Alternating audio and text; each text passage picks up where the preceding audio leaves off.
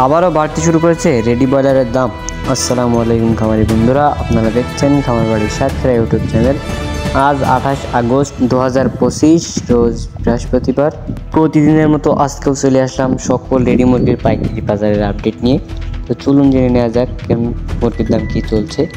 খামারি বন্ধুরা, মুরগির দামটা কিছু বৃদ্ধি পেয়েছে। ব্রয়লার মুরগির দামটা আজকে ঢাকা সহ ঢাকার আশপাশের অঞ্চলে ব্রয়লার মুরগি বিক্রি হচ্ছে 140, 45, 50 টাকার ভিতরে এবং সোনালী মুরগি বিক্রি হচ্ছে 250 টাকা থেকে 260 টাকা।